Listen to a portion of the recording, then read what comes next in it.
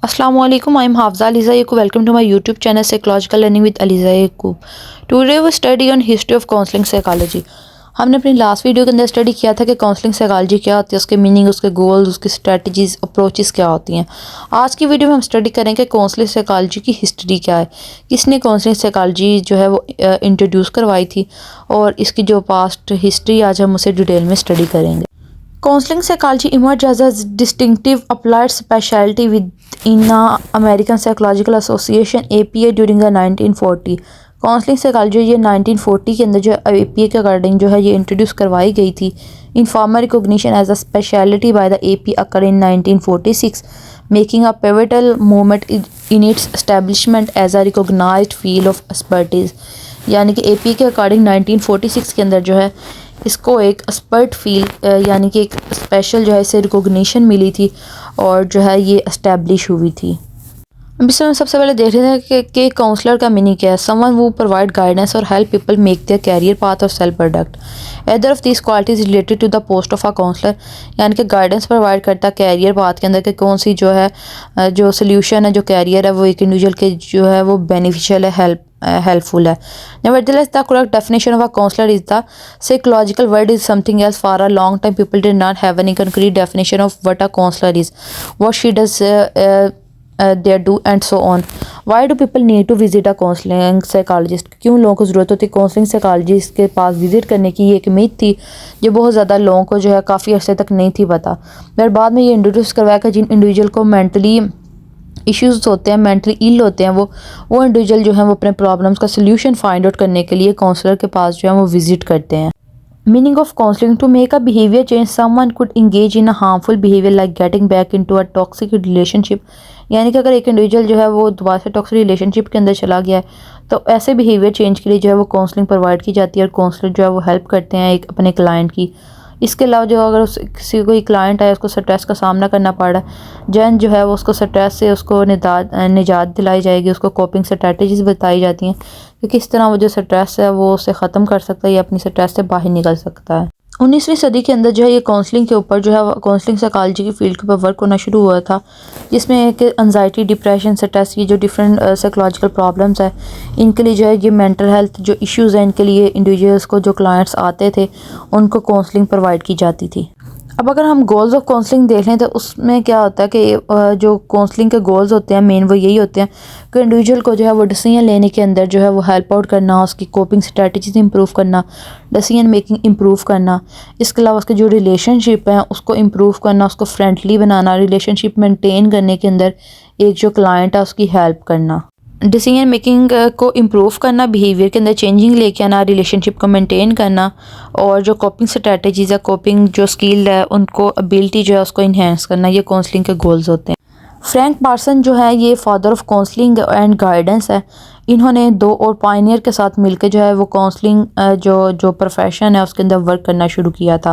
और सबसे पहले ये जो फ्रैंक पार्सन है इन्होंने अपनी फील्ड के अंदर यानी कि वोकेशनल गाइडेंस जो है वो प्रोवाइड करनी शुरू की थी। यानी कि कैरियर के अगर कोई क्लाइंट उनके पास आया है या अगर कोई क्लाइंट आता है जिसको ये प्रॉब्लम है कि उससे कैरियर जो है वो नहीं चूज़ किया जा रहा कि कौन सा कैरियर उसके लिए है बेहतर है, तो उसको काउंसलिंग प्रोवाइड करनी है। उसके पहले देखना कि उसका इंटरेस्ट क्या है, उसकी डिज़ायर क्या है, गोल क्या है, उसके पास अवेलेबिलिटी क्या है, उसकी अपनी एबिलिटी क्या है, उसका पोटेंशियल क्या है। देन उसके अकॉर्डिंग जो है उसको बताना कि कौन सा जो प्रोफेशन है वो उसके लिए अच्छा रहेगा, बेनिफिशियल रहेगा। Historically the guidance and counselling has informally assisted, यानी इनफॉर्मली जो है ये जो गाइडेंस एंड काउंसलिंग है ये ऑल ओवर वर्ल्ड के अंदर शुरू से चलती आ रही थी। The Wikipedia highlight that counselling and guidance principle begin in ancient Greece and Rome, यानी ग्रीस एंड रोम के ज़माने के अंदर जब के अरिस्टोटल और प्लाटो थे तब का जो फ़िलासफ़िकल टाइम था उस टाइम के अंदर जो है ये प्लाटो, अरिस्टोटल ये फ़िलासफ़िकल टीचिंग करते होते थे। इनके दौर से जो है ये गाइडेंस और काउंसलिंग जो है ये चली आ रही है। बट फर्दर जो आगे आके वर्क हुआ था वो 19th सेंचुरी के अंदर जो है वो काउंसलिंग के अंदर जो है वो वर्क हुआ था। 1900 से 1909 के अंदर क्या हुआ था कि जो डिफरेंट प्रोफेशन थे उसके अंदर काउंसलिंग का जो इरा आया था, काउंसलिंग के अंदर जो है वो वर्क होना शुरू हुआ था। Counselling during that time means advising other people, कि दूसरे लोगों को उस टाइम के अंदर काउंसलिंग का मतलब ये होता है कि दूसरे लोगों को एडवाइस देना, नसीहत करना, उसको काउंसलिंग कहा जाता था। The concept of giving advice develop due to the need to help people adversely affected by the industrial revolution. यानी कि जब इंडस्ट्रियल रेवोल्यूशन आई तो उसके बाद ये जो कंसेप्ट है कि दूसरे लोगों को नसीहत करना, उनको जो अगर कोई सॉल्यूशंस का हल बताना या कोई उन्हें डिसीजन लेने में हेल्प करना, कोई नसीहत प्रोवाइड करना, उसको जो है वो काउंसलिंग कहा जाता था। Social justice evolve due to helping people, यानी कि लोगों की हेल्प करना, इसके ज़रिए जो वो सोशल जस्टिस जो है ये इसके ऊपर ये इवॉल्व हुआ था। बहुत ज़्यादा लोग जैसे कि टीचर, एडवोकेट, सोशल वर्कर्स जो कि दूसरों को नसीहत करते थे, तो वो ख़ुद को जो है वो काउंसलर समझने लगे थे कि हम जो है दूसरे लोगों को हेल्प आउट कर रहे हैं, उनकी नसीहत उन्हें कर रहे हैं, उनकी प्रॉब्लम का सलूशन बता रहे हैं, तो हम काउंसलर है। उस दौर के अंदर जो ये काउंसलिंग, दूसरे पर्सन को नसीहत करना जो है उसको काउंसलिंग कहा जाता था। 1909 3 Pioneer help from the basis of counselling. 1909 के अंदर क्या हुआ था, जो 3 पायनियर थे उन्होंने काउंसलिंग पर वर्क करना शुरू किया, जो कि फादर ऑफ काउंसलिंग या फ्रैंक पार्सन, उन्होंने जैजी बी डेविस और जो है बियर, इन तीन जो क्लिफर्ड बियर है, इन तीनों ने मिलकर जो है काउंसलिंग के जो प्रोफेशन है उसके ऊपर वर्क करना शुरू किया। फ्रैंक पार्सन जो कि फाउंडर है गाइडेंस के, इन्होंने सबसे पहले जो है वोकेशनल गाइडेंस जो है वो प्रोवाइड करनी शुरू की थी, डिफरेंट इंस्टीट्यूशंस के अंदर जो है काउंसलिंग के बारे में बताना शुरू किया था। पार्सन असिस्टेड यंग पीपल, उन्होंने यंग पीपल को असिस्ट करना शुरू किया कि किस तरह वो अपने जो कैरियर है उसके लिए वो उनको गाइड करना शुरू किया कि कौन सा कैरियर उनके लिए जो वो हेल्पफुल है और वो किस तरह से अपना जो कैरियर है उसको वो चूज़ कर सकते हैं। He believe that choosing a vocation was influenced by knowledge of work, कि उनके कहने अकॉर्डिंग उनका बिलीव ये था कि एक इंडिविजुअल जो है वो अपना कैरियर इस तरह से चूज़ कर सकता है कि वो इन्फ्लुएंस करता है उसके नॉलेज के ऊपर कि उसके पास जो है उस काम का कितना नॉलेज है, वो अपनी सेल्फ से कितना, उसको अपनी सेल्फ के बारे में, अपने पोटेंशियल के बारे में उसे कितना पता है। यानी कि बेसिकली ट्रू रीजनिंग कि एक इंडिविजुअल है उसकी अपनी पोटेंशियल क्या, उसके पास अवेलेबिलिटी क्या, उसके डिज़ायर क्या है और वो उसका अपना शौक क्या है, उसकी अपनी पोटेंशियल क्या, एबिलिटी उसके अंदर कितनी, उनको देखते हुए जो एक इंडिविजुअल है वो अपने लिए जो है वो अपना प्रोफेशन जो है वो चूज़ करे। जो सेकंड पायनियर थे जैसी बी डेविस, इन्होंने डिफरेंट पब्लिक स्कूल्स के अंदर जाके गाइडेंस प्रोग्राम जो है वो करने शुरू किए टीचर्स को और स्टूडेंट को, जो है उनके करैक्टर बिल्डिंग के ऊपर, उसकी प्रॉब्लम्स के जो सल्यूशन है उसको निकालने के ऊपर जो वो आगाही देनी शुरू की। इसके बाद जो है वो थर्ड जो पायनियर थे जो क्लिफर्ड बियर थे, इन्होंने डिफरेंट इंस्टीट्यूशंस के अंदर जाकर डिप्रेशन के ऊपर, डिफरेंट जो मेंटल हेल्थ इंस्टीट्यूशन से इधर जाकर जो अवेयरनेस सेशन और मेंटल हेल्थ फैसिलिटीज़ जो है वो प्रोवाइड करनी शुरू की थी। 1910 से अगर 1920 को हम देख लें तो उसके अंदर जो है 1913 के अंदर नेशनल वोकेशनल जो है गाइडेंस एसोसिएशन जो है वो फाउंड की गई थी, उसको बनाया गया था।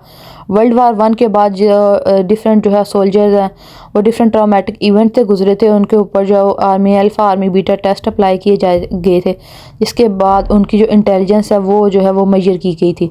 1920 के अंदर जो है वो एजुकेशन ऑफ काउंसलर प्रोग्राम जो है वो हार्वर्ड यूनिवर्सिटी ने शुरू किया था, जिसके अंदर जो है वोकेशनल गाइडेंस प्रोवाइड की जा रही थी, किस तरह से एक इंडिविजुअल अपने लिए जो है सूटेबल कैरियर जो है वो जो है फाइंड आउट कर सकता है या चूज़ कर सकता है। Certification for counsellor began and the first marriage and family counselling centre, यानी कि सबसे पहले जो अपना first marriage and family counselling centre जो है वो न्यूयॉर्क सिटी के अंदर जो है वो ओपन किया गया था।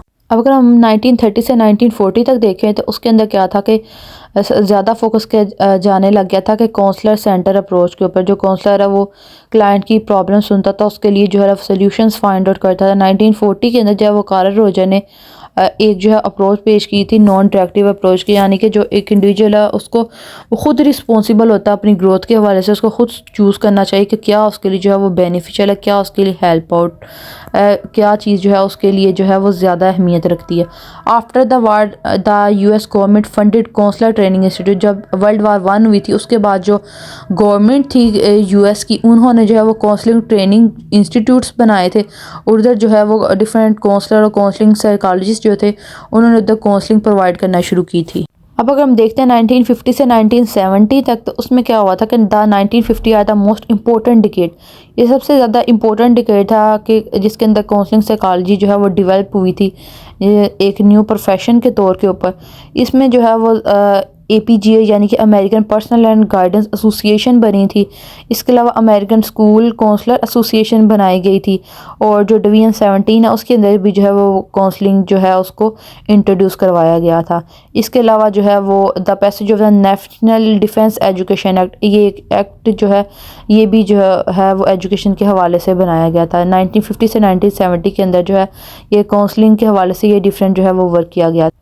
The introduction of new guidance and counseling theories before the 1950, the focus was on four major theory, यानी कि डिफरेंट 1950 के बाद क्या हुआ था कि डिफरेंट थेरीज़ के ऊपर जो है वो फोकस किया गया था, जैसे कि humanistic theory, traits theory, psychodynamic और बिहेवियर। इन डिफरेंट थेरीज़ के ज़रिए जो है एक इंडिविजुअल जो है उसको जो है वो डिफरेंट काउंसलिंग जो है वो प्रोवाइड करनी शुरू की थी। In the 1970 the helping skill programme जो है वो लॉन्च किए गए थे 1970 के अंदर, जिसके अंदर जो है वो काउंसलिंग डिफरेंट जो है वो ट्रेनिंग दी जाती थी, काउंसलिंग ट्रेनिंग, और डिफरेंट जो है क्लाइंट जो थे उनको काउंसलिंग प्रोवाइड की जाती थी। और इसके अलावा जो है वो 1973 के अंदर जो है मास्टर डिग्री जो है वो भी काउंसलिंग के अंदर इंट्रोड्यूस करवाई गई थी। 1980 से 1990 के अंदर हम देख लेते हैं कि काउंसलिंग के अंदर ऊपर क्या वर्क हुआ था। इसमें क्या हुआ था कि डिफरेंट ट्रेनिंग सर्टिफिकेशन 1980 के अंदर प्रोवाइड किए जाने लगे थे। 1982 के अंदर नेशनल बोर्ड से सर्टिफिकेशन मिल गई थी काउंसलर्स को ये काउंसलिंग की। इसके अलावा क्या होता है, counselling in this decade evolved into more distinct profession, के एक अलग प्रोफेशन के तौर पे जो काउंसलिंग है वो जो है वो इंट्रोड्यूस करवाई गई थी, वो डेवलप हुई थी। In the 1990 counselling was the first time included in the human care health care human resource statistics compiled by the centre of mental health services, यानी कि 1990 के अंदर जो एक काउंसलिंग थी इसको जो है इंद्रोल कर लिया गया था कि मेंटल हेल्थ जो सर्विसेज हैं उसके अंदर जो है इसको इंक्लूड कर लिया गया था। अब अगर हम इसका कंक्लूजन देख लेते हैं तो वो यही है कि जैसे कि काउंसलिंग जो ये एक हेल्थ केयर सिस्टम है कि जिसके अंदर जो एक जो काउंसलर है वो हेल्प प्रोवाइड करता है क्लाइंट्स को कि किस तरह वो अपने आप को आइडेंटिफाई कर सकते हैं, अपने प्रोफेशन को चूज़ कर सकते हैं, या अगर उन्हें डिफरेंट जो प्रॉब्लम्स का सामना करना पड़ा है, कोई ट्रॉमेटिक इवेंट गुजरा है, कोई भी उन्हें क्राइसिस का सामना करना पड़ा है, तो किस तरह वो उस प्रॉब्लम का जो है वो सोल्यूशन निकाल सकते हैं। और काउंसलिंग के ज़रिए जो है वो वेलनेस को प्रमोट किया जाता है, सोशल जस्टिस को प्रमोट किया जाता है, लीडरशिप क्वालिटीज़ जो होती हैं वो इसके ज़रिए इंप्रूव होती हैं, एक इंडिविजुअल की पर्सनल ग्रोथ होती है जब वो एक काउंसलिंग सेशन लेता है। और अगर हम आज के दौर में देखें तो काउंसलिंग के अंदर भी जो है वो बहुत ज़्यादा जो है वो तरक्की हो गई है। उसमें अभी यह है कि ऑनलाइन सेशंस जो हैं वो भी प्रोवाइड किए जाते हैं काउंसलिंग के हवाले से। ऑनलाइन जो है वो डिफरेंट सेशंस दिए जाते हैं, डिफरेंट जो है स्कूल्स के अंदर, कॉलेजेस के अंदर जो है प्रोग्राम तो कोई ट्रेनिंग दी जाती है कि काउंसलिंग क्या है और किस तरह हम दूसरे जो हम इंडिविजुअल या कोई क्लाइंट हमारे पास आता है तो हम उसे किस तरह से काउंसलिंग प्रोवाइड कर सकते हैं। ये जो है काउंसलिंग के हमने जो है हिस्ट्री पढ़ी है कि किस तरह से जो है 19वीं सेंचुरी के अंदर काउंसलिंग को इंट्रोड्यूस करवाया गया था, और टुडे जो करंटली जो है वो काउंसलिंग जो है वो किस तरह से प्रोवाइड की जा रही है, और काउंसलिंग के अंदर जो है वो क्या क्या चेंजेस आई हैं। ये थी हमारी आज की वीडियो। उम्मीद है आपको वीडियो पसंद आई होगी। Like the video and subscribe the channel. Thank you so much. Thank you for watching.